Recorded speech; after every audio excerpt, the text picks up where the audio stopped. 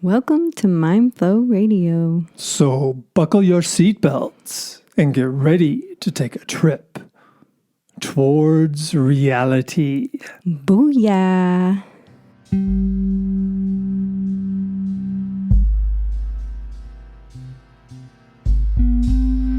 Waters of the earth flow through my veins. Waters of the earth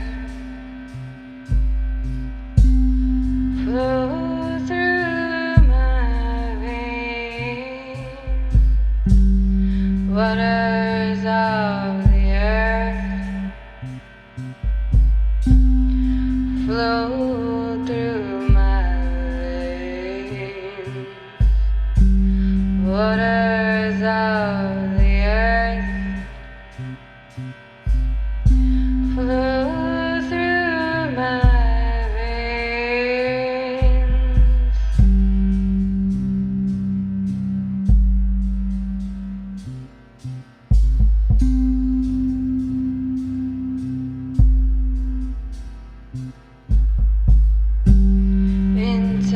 Interconnected, all in this together.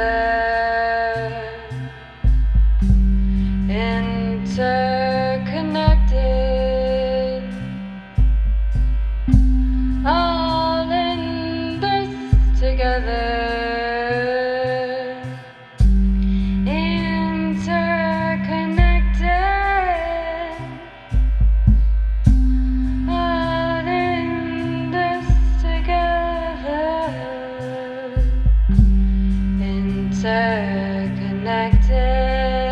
Interconnected, all in this together.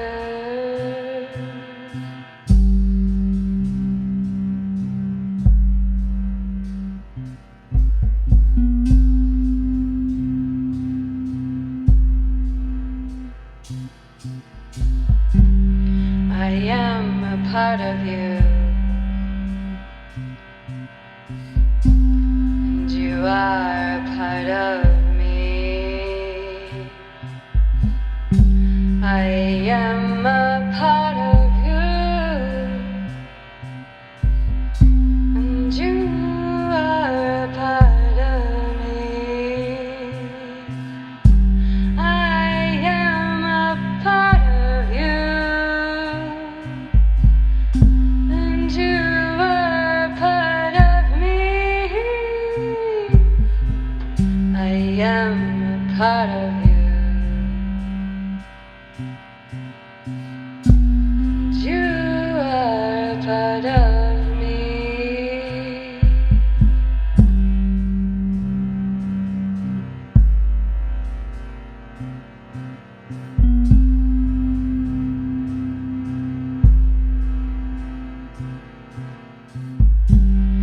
Waters of the earth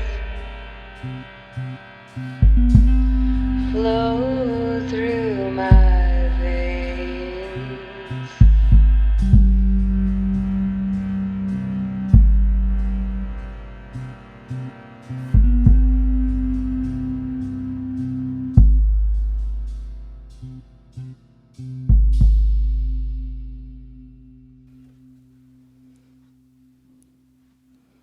She's Jalen, And he is Monte.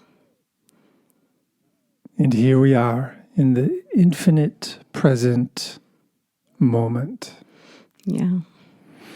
Thank you, universe. Happy February. Yeah. Happy February, everybody out there. We're having a little winter thaw. Let us get our sanity, possibly.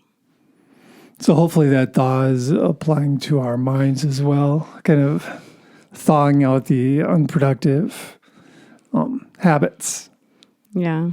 that I think most of us have. I think it's human. Yeah, well, it's the unenlightened human. which is most of us. Yeah, right. Except maybe Thich Nhat Hanh, right? Yeah, there's And if you probably select, a handful yeah, of very awakened, loving, kind, accepting humans that have Yes. walked this earth. Carolyn Mace out of Chicago is probably leaning in that direction.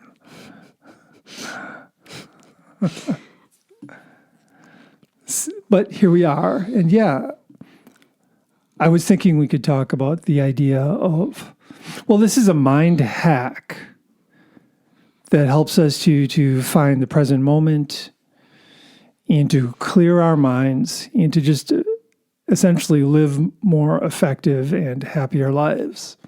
Okay. And it sounds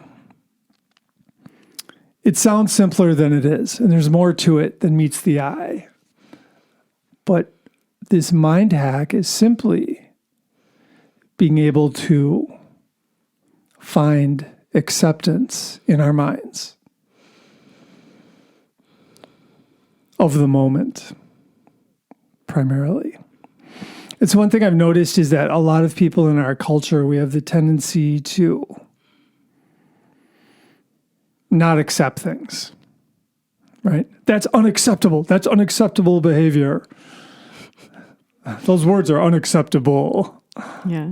You must be punished. You know? It's definitely, that's accepted. Yeah, that is accepted. But perhaps we need to evolve past that. And what is this acceptance that I'm talking about? It's a way of viewing the world around us, and it's a way of viewing our lives.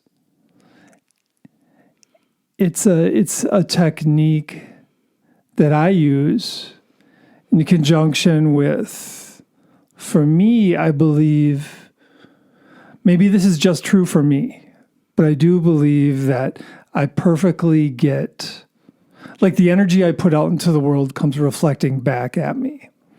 And I think there's a perfection in that. Well, yeah. Every culture, cause and effect, karma. You reap what you sow. Yeah, but I mean, I could just speak from my perspective. I've noticed it's true, I believe. Okay, I see what you're saying. Yeah. You have evidence to prove that those old-time sayings are correct. So in other words, when situations occur that are necessarily not the most pleasant, not just like I want them to be, you know, if I can approach those moments from a place of acceptance. The consequences? Or just whatever's happening. Yeah. Mm-hmm. I slam my finger in the door. You know, let's say I do that. And if I accept it, then there's something to learn from that. Instead of, oh, I can't believe that happened and blah, blah, blah. And I'm such a victim of this very moment, you know. Well, you're a victim of yourself because you closed the door. Well, what is there to learn? You know, if I accept it, I see the entire picture then. And then I realize, oh, I was thinking a negative thought. I wasn't being present when I shut the door. What if you weren't thinking a negative thought? Well, I definitely wasn't being present. My mind was wandering somewhere and I slammed my finger in the door. Oh, this really happened? Probably. But that's like an example of something unpleasant happening and me approaching it from a place of acceptance and how then I'm in a position to learn and grow from that. Right. So instead of feeling like, oh, I have bad luck, darn you, universe, you know, all that, instead of that kind of like victim stancing, I approach it from more of a, oh, this is part of the perfection of everything.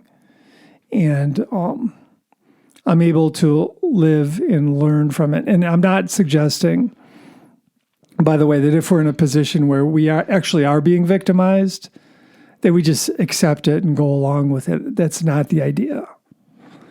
The idea is we're just more awake and more aware. And ideally, if we're being victimized, if we can just see it clearly, we can escape the situation, you know, or we can fight back, or we can. So it's not acting like passive. Acceptance is not passivity. But there's something to this, the idea that it's culturally accepted to not accept things. And there's also been more and more realization and evidence that trauma has been passed on generation to generation. And now we're at this place where we have the knowledge, the evidence, the understanding, the solutions. Well, somewhat the solutions. And we're at this point in our conscious psychological evolution that we can admit this and move forward with this awareness. Yeah. But it's difficult. You know, like you said, it's simple, but it's not easy. Right. And for people who have experienced a lot of trauma, these responses in the body, literally, are lightning fast. Oh, yeah. You mean when you get triggered, when somebody gets triggered? Right, when something isn't acceptable. Right. Or, you know, it appears to not be acceptable, like, slamming your finger in the door. Yeah. Well, I don't know. If I slam my finger in the door, I'm just going to feel like an idiot. I'm not going to. Okay. I mean, maybe that's not acceptance, but. No, it's not. It's judging yourself. Right. I mean, that's the thing. We want to get away from judging. We want to get away from judging ourselves and from judging others. And then our minds are more free. Right. Because when we judge, we look at things through a narrow tube. And we miss like the greater picture. And that's also just a natural consequence of trauma being passed on, is you have to judge something. Okay, am I going to survive? Am I safe? And then for some people who it's just so deeply etched in them, it could be totally safe-ish. But to the person, it feels like an absolute assault. Well, right. Yeah, right. Well, we all, as far as trauma goes, we all have some trauma. And all of our ancestors have went through an immense amount of trauma. 8,000 generations of ancestors, you know, just imagine. I guess where I'm going with that, though, isn't to say, like, whine, I'm traumatized, but more to just share with my fellow people who have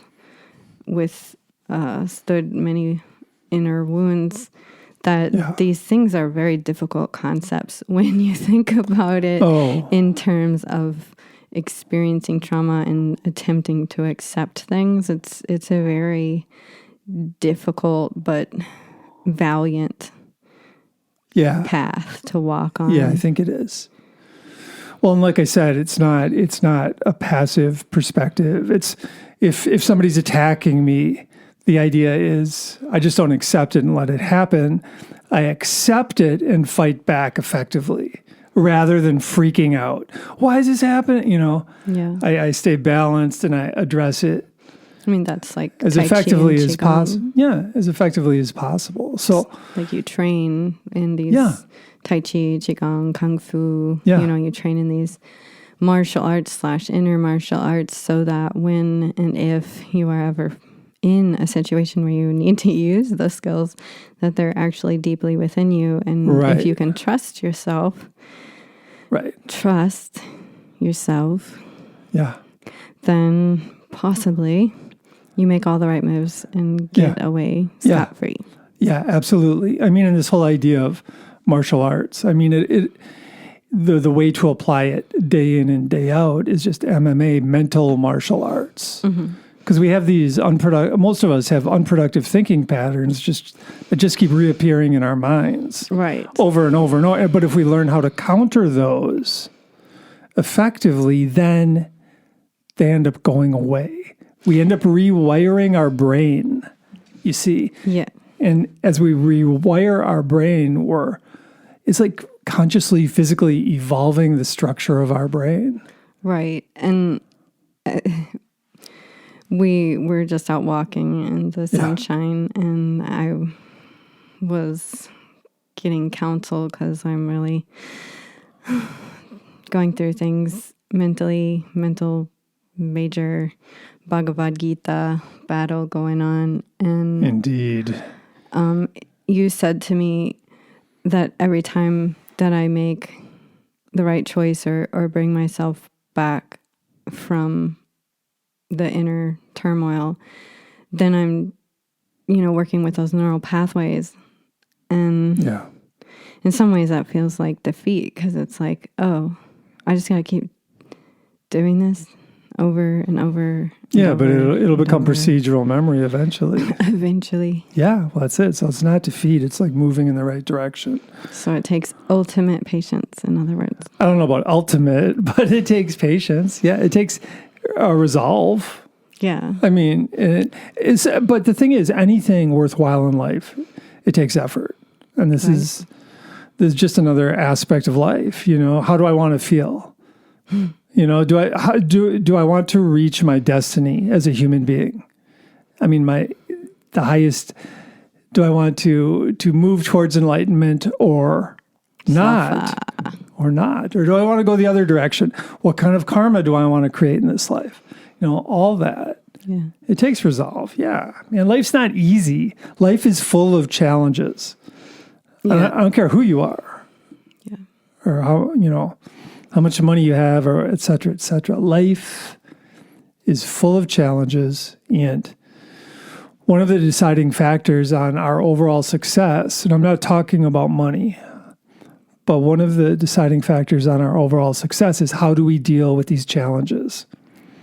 And every time a challenge occurs in my life, if I go into a place of,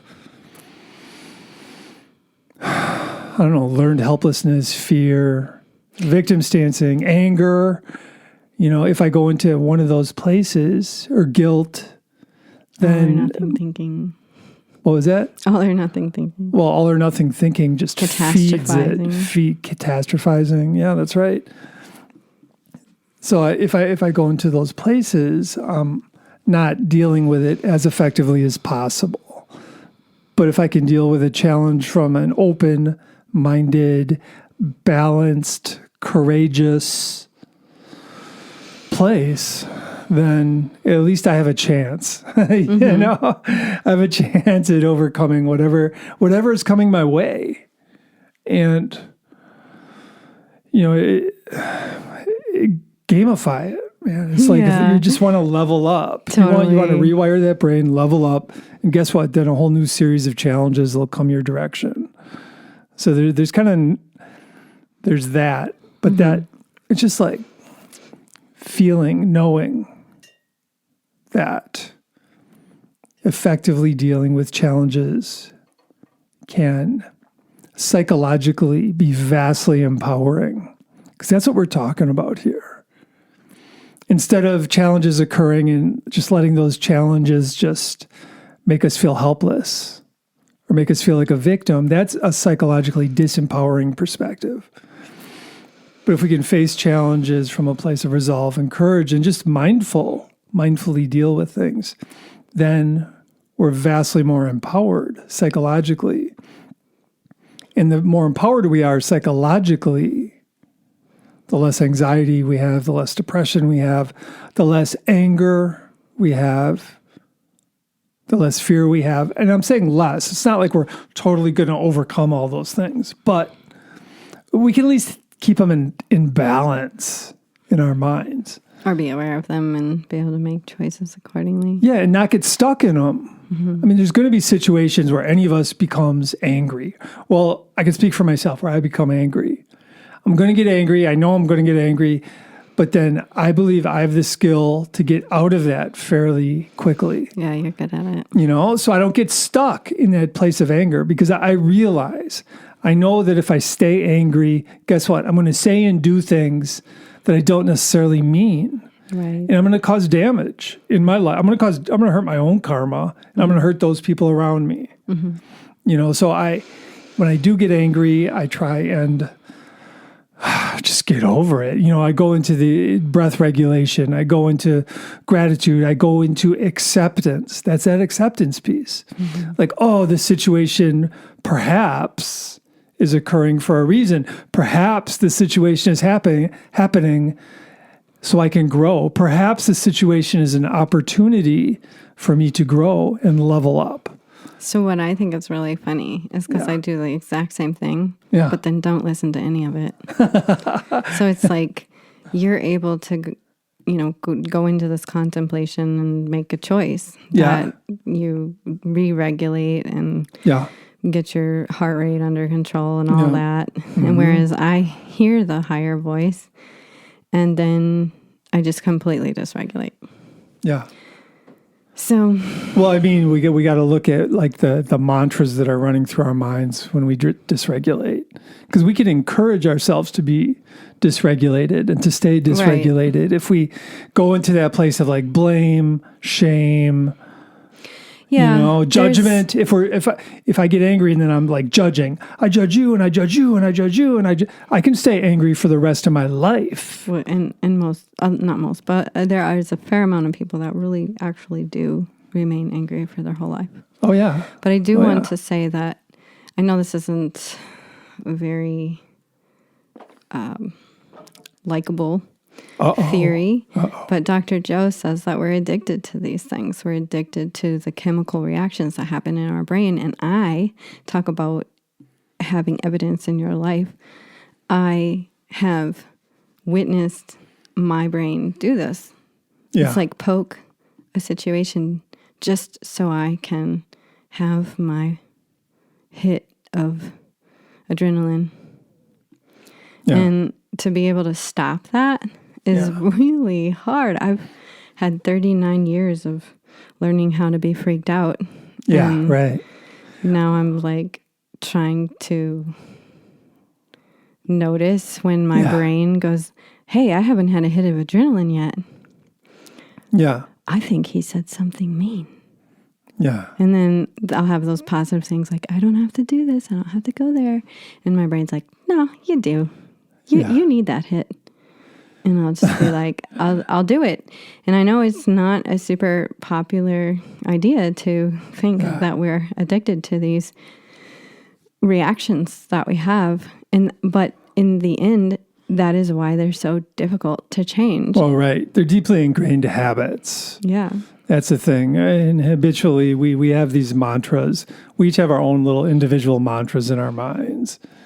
And they can just support our anger. Mm-hmm. And absolutely. So that's a habitual thing. All of our responses and reactions and our. That's why if I'm feeling judgmental or angry, I try and get in there. I try and get into my mind and like switch up the mantra. Yeah. I try and regulate my breathing because you know something? As I regulate my breathing, I also regulate my nervous system and I regulate my mind. Mm-hmm. Because a lot of the problem in our culture is we take our spotlight of attention, what we're paying attention to, and we just loop it back into our heads. Mm-hmm. So we're walking around thinking about our thoughts. Right. A lot. Yeah. And that's a problem because then our minds are out of balance. But if I can take my attention, my spotlight of attention, and point it onto my lungs, point it onto my stomach, my posture, my movement, then I'm connecting more with the present moment because I'm not just thinking about my thoughts. Mm-hmm. And perhaps as I go into my lungs and I feel my ribs expanding, let's say, as I'm breathing in, I feel a long exhale. Guess what? I've had a moment of transcendence there where my mind is transcending the analytical thought. Because our waking minds basically have two states, the analytical state and then the state of just presence, right? And a lot of us don't get into that state of presence much anymore because we're just overwhelmed with all the information and data. We live in the information overload age, and that throws people off. So they'll ingest all this information, their mental diet. They'll sit in front of a screen, they'll go on Facebook. I mean, I do this, scroll, get off, and then my mind is all cluttered because I've just ingested all this information, misinformation, whatever. It's just like, it's confusing. My short-term memory bank is just packed full of like mental junk food primarily. And a lot of that mental junk food is like the messaging is like be judgmental or be scared or, be prejudiced against so-and-so or such and such. And it's all just a struggle. But that's why we need to have those moments of transcendence, which comes back to acceptance. Okay. Because if I'm really struggling and I really I'll be like, I'm struggling. Oh, I accept this moment for what it is. I want to hold that. Can we hold that? You're struggling to accept. I want to hold that because I wanted to share a song with y'all. We had some songs we wanted to share with you. Yeah. Can you hold it? Yeah. Thank you.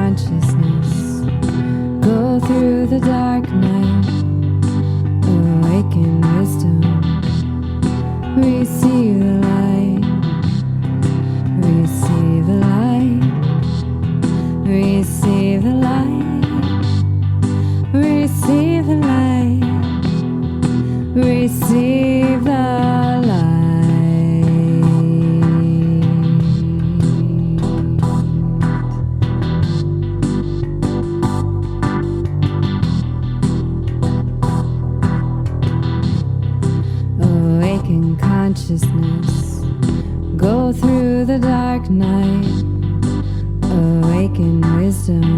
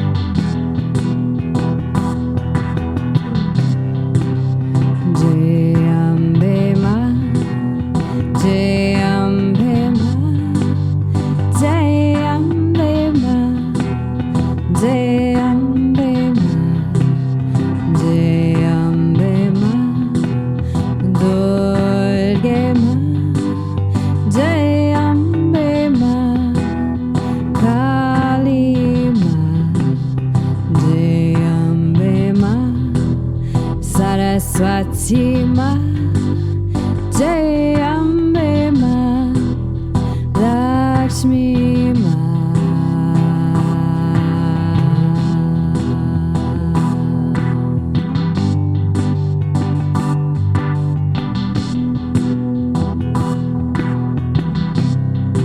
Awaken consciousness, go through the dark night, awaken wisdom, receive the light, receive the light, receive the light, receive the light, receive the light.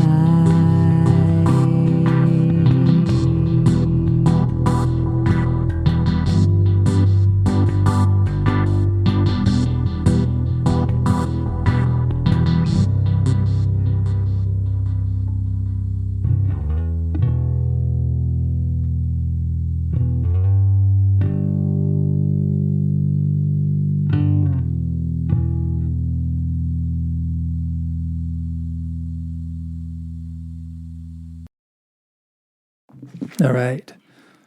Yeah, so what I was getting to is if I'm really struggling in the moment because of some difficult situation, if I can reach that point, that place of acceptance, it opens up presence in my mind. Because as I find acceptance, it just grounds me in the present moment. And then as I'm connecting more fully with the present moment, I just feel better. Mm-hmm. And I'm more effective. Mm-hmm. If my mind is freaking out, if my spotlight of attention is just looping back onto my thoughts, and I'm all caught up in judgmental thinking or black and white thinking, then I'm just going to keep freaking out. That's the thing about black and white thinking. It keeps us freaking out. Mm-hmm. The all or nothing thinking. It feeds the fire. And it's interesting because I'm really noticing that all or nothing thinking is a huge problem in our culture. Mm-hmm. And that life is actually far more nuanced than we give it credit for. But if we just sink into presence, it enables us to at least connect with the moment, which is a great place to be if there's a crisis. Mm-hmm. Yeah, and it'll work for us when we're in a crisis if we're learned to relax. Well, if we can relax our minds through just that's what I mean, letting go. Yeah, and breath regulation. Mm-hmm. Just saying. So I wanted to talk about struggling. So I think it's really cool that you brought it up, and you hit it square on the nail. Actually, you summarized my whole point that until we stop struggling, we can't actually transform. And the Ajay Shanti is a teacher that I follow, and he's quite wise and aware and awake. And he says that you can't transform until you stop struggling. And I've been sitting with that for several days now and just trying to reason, which Carolyn May says you can't reason with your mind because it's unreasonable. So I'm trying to reason with my mind that I'm ready to be done struggling. Yeah, right. So I can attempt to accept my mind or my brain or my life or my soul's purpose or, and that kind of goes to the song that we were just playing, The Path of the Mother. And a huge part of this is accepting a higher force, a higher benevolent force of creation, whether you are comfortable with the word God or universe or whatever, it doesn't matter, or your higher self, if you really just don't like the idea of an entity outside of yourself being that divine creator. Can you accept that you have a higher self, and can you attempt to not struggle against it. And I know that there's a Celtic rune that talks about letting go of the little s self to become the big S self. And can we do that? And I think that's what you're pointing to with this whole idea of acceptance, because in acceptance, there's not struggle. Yeah, no. It's true. So letting go of the Bhagavad Gita battle in the first place. Well, they're winning the battle. You know, that's the thing. By accepting, it's like we lose the battle when we struggle, because struggling means we're like overanalyzing, and then we're thinking about the past. This happened in the past, and this might happen in the future, and that might happen in the past, and this might, and this big struggle, and it's all black and white thinking too. A lot of it's like, this always happens to me. I know. Those people are always bad. And the interesting thing is the statement, "This always happens to me." That's actually true, because there's this magnetic, energetic attraction to continue that vibration until the lesson is learned. So this always happens to me is actually, well, yeah, but what you gonna do about it? And it's like, yeah, I can be like, oh yeah, this always happens to me, but that's interesting. Really, what good does it do me to continue to get out my timeline and go, oh, yep, it happened here, and it happened here, and it happened here, and it happened, oh, look at it, it happened there, and oh, yeah, I've got like 50 experiences, and it's like, oh, wait, okay. So yes, this always happens to me, but I actually don't have to continue down that path. So you're saying this always happens to me, but from an empowered perspective, rather than feeling like this is the way it's always been, it's always going to be this way. So you're kind of victimizing. But if you're like, this always happens to me, but I'm going to change that. Right. But and there's a big unknown there. Yeah, and it probably doesn't always happen. Just saying, that's kind of like always. It's not like always happening for every 60 seconds of every minute. Yeah, or this happens a lot. It would be right. We need to be careful with our language. Sure, I agree. But for somebody who's in it, you're feeling that this always happens to me. It's not to say that it's not true, but it's to say, do you believe that it's possible to change it? And are you willing to do what is necessary to shift that? Like you were saying, the breath regulation and the willingness to go into gratitude and the willingness to see the positive. I don't even remember everything. Or just be present. The willingness to be present and let the mind quiet down. Let the internal dialogue just be still. Yeah, and one of the things we really enjoy Thich Nhat Hanh, and he has this book called Taming the Tiger Within that we read before bed. And he has this very interesting analogy of seeing anger specifically, but also could be for any debilitating negative emotion as a baby that you nurture. Do you want to share a little bit about what that means to you before we go into our meditation? Yeah, well, he's saying if you feel like some intense anger, not to repress it, but to maybe not express it right away either, and just to hold it, nurture it be compassionate towards the anger. Hold the anger, be compassionate with it. And he said if you can be compassionate with it and just notice it, he said hold it like a baby, and then it will dissipate at that point. Instead of feeding the anger through all or nothing thinking, through victim stancing, through judgment, right? That's what we do. That's what our culture does. And then boom, boom, boom, there we are, involved in another war. That's warring mentality. Yeah. Right and there. I like to point out with the whole idea of warring mentality, I mean, there is the astrological view. We all have Mars and Saturn in us, and there is a part of us that will always be ready to engage and defend and overpower, put something in its place. It's there. But again, just like anger, we don't have to choose it. We can see, oh, okay, that's an option, but what are the consequences if I go down that way? Who will I hurt? Well, how will they be hurt? How yeah. will I hurt myself? Well, there are appropriate times for anger. Sure. But absolutely. we just way overdo it in our culture. Yeah, it's just we are all, what's it called when you trick a trigger like on a mouse trap? Hair wire. Yeah, I know what you're saying too. Yeah, split hair. No, I can't remember, but hair string. Hair triggered. Hair. I think it's just hair triggered. No, it's close. No, okay. You get anyway, what we mean. Yeah, it's like I am absolutely hair triggered.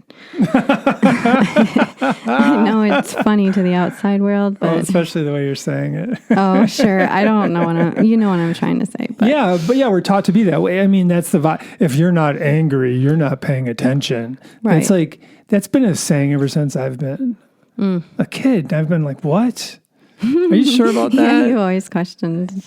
Yeah, right. The official motto, the official doctrine of Western civilization. It's like, maybe we can do better than that.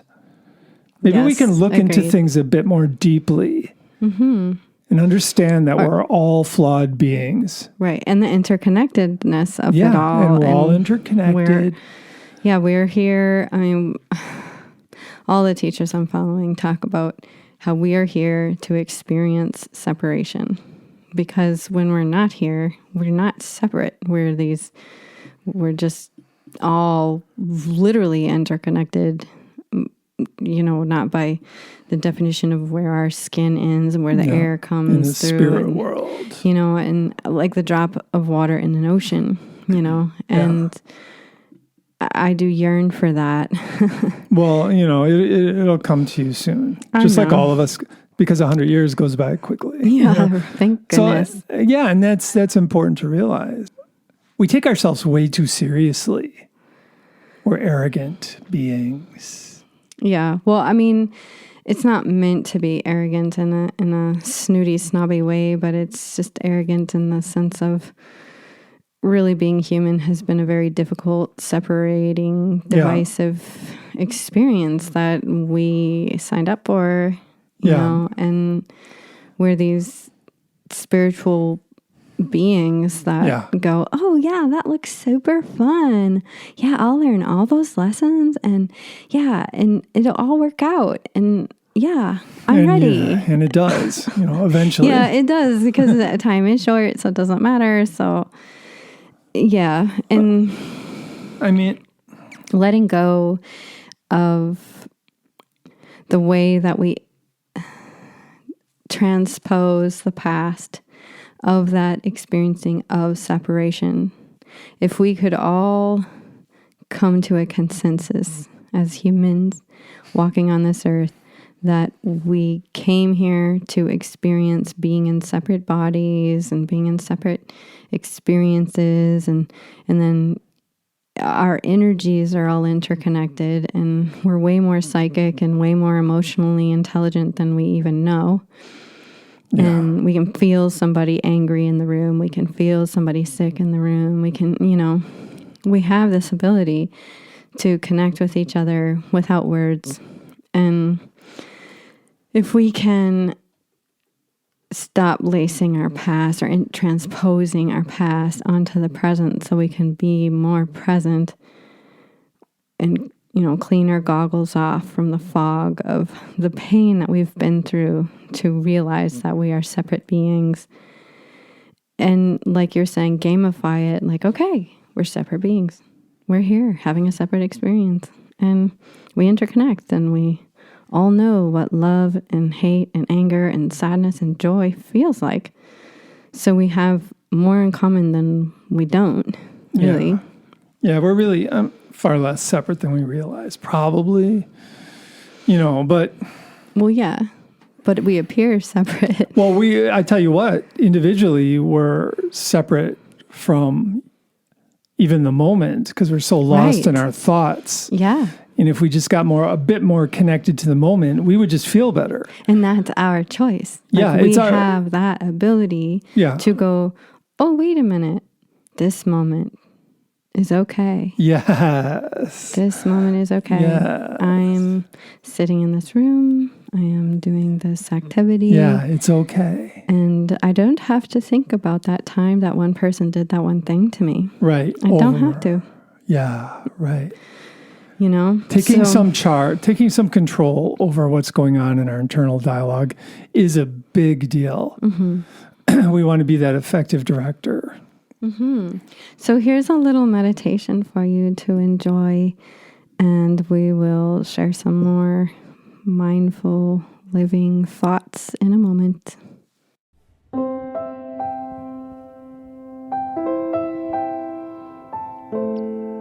Feel into your body and notice your breath.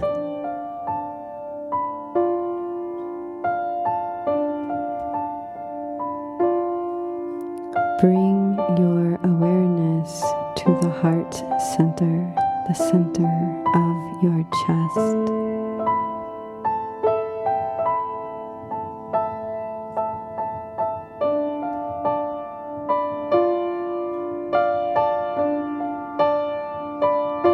Feel the sound.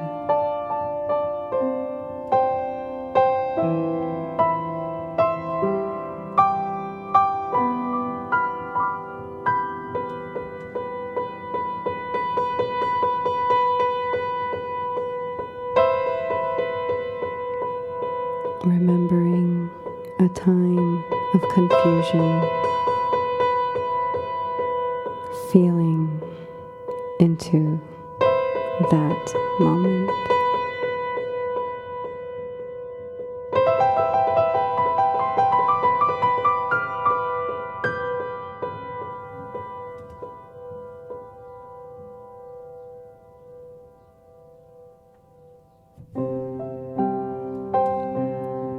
And remember how far you have come since that time in your life. Feel that you have accomplished successfully since that time. Laughed, cried, felt joy and happiness.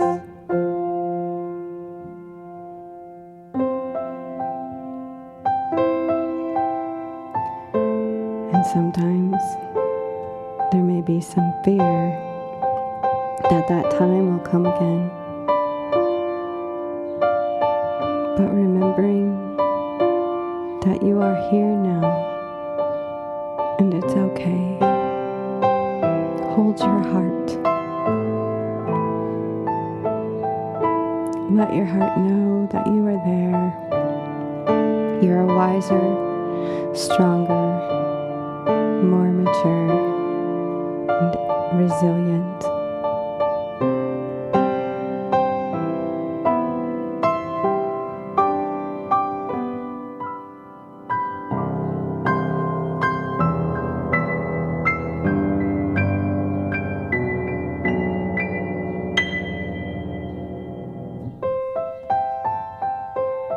And feel your breath. Feel your heart. Breathe deeply.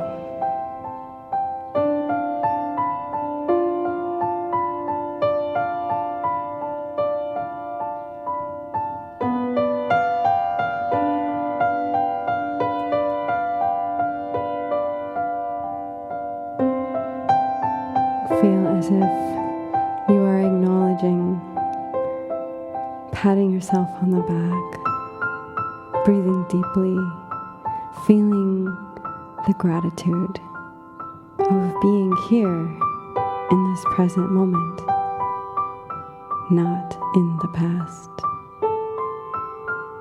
Moving forward on your path. Many blessings.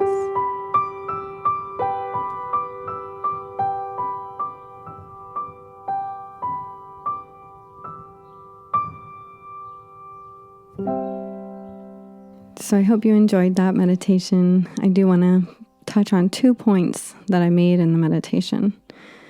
And one of them is that confusion is a huge player in why we get dysregulated.